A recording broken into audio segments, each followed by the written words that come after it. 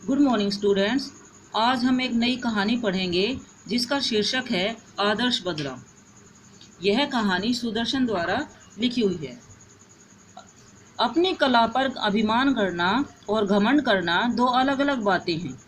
अभिमानी अपनी कला को श्रेष्ठ मानता है और घमंडी स्वयं को।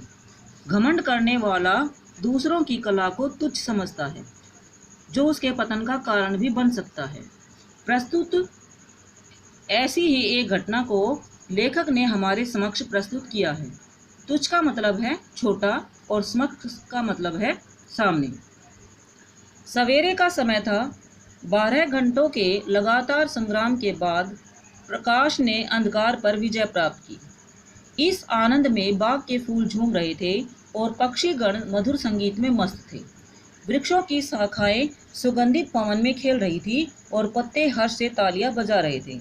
प्रकाश का राज्य था और सर्वत्र आनंद की वर्षा हो रही थी। इसमें कहने का भाव क्या है कि लंबे समय के युद्ध के बाद जब विजय प्राप्त हुई तो चारों तरफ खुशी का माहौल था। सभी तरफ खुशियां ही खुशियां फैली हुई थी और आनंद की वर्षा हो रही थी। इतने में साधुओं की एक मंडली नगर के अंदर पधारी। वे स्वतंत्र प्रकृति ईश्वर के भक्त थे। प्रकृति स्वभाव और हरि भजन में तल्लीन होकर संसार का परित्याग कर चुके थे। तल्लीन होना, मग्न होना, परित्याग करना, छोड़ देना।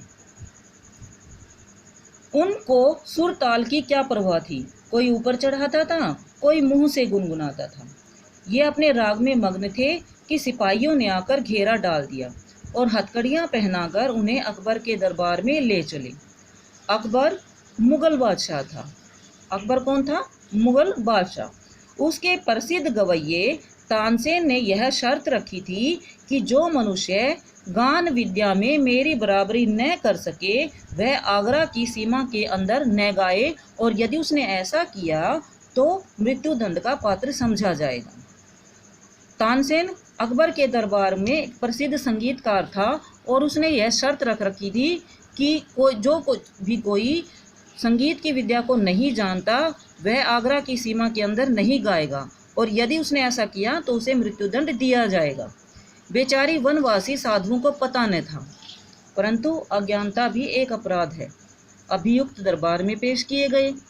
तानसेन ने गान विद्या के कुछ प्रश्न किए। साधु उत्तर में मुंह ताकने लगे। यानी तानसेन ने उनसे संगीत के बारे में कुछ प्रश्न किए। साधुओं को उसके उत्तर नहीं पता था। अकबर के होठ हिले और सब के सब साधु तानसेन की दया पर छोड़ दिए गए। उसमें दया का भाव कम था। मृत्युदंड की आज्ञा हुई। यानी तानसेन को उन पर दया नहीं आई, सभी को मृत्युदंड दे दिया गया। केवल एक 10 वर्ष का बालक छोड़ दिया गया। बालक अबोध है, इसका कोई दोष नहीं। एक छोटे से बच्चे को, एक 10 वर्ष के बच्चे को इसलिए छोड़ दिया गया क्योंकि वह अज्ञानी है, वह जानता नहीं है, इसलिए इसका कोई दोष नहीं है। बालक रोता हुआ आगरा के बाजारों से निकला और सिर पीटता हुआ जंगल में जाकर अपनी कुटिया में लेटकर तड़पने लगा।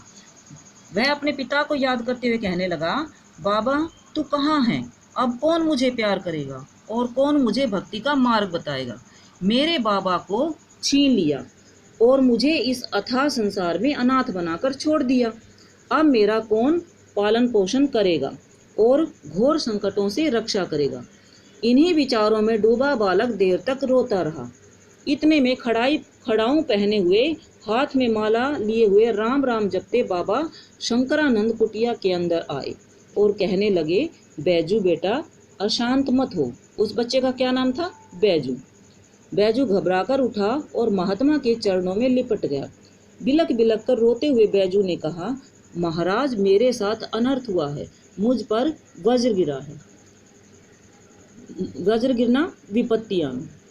अगली वीडियो में हम इसका अगला भाग पढ़ेंगे।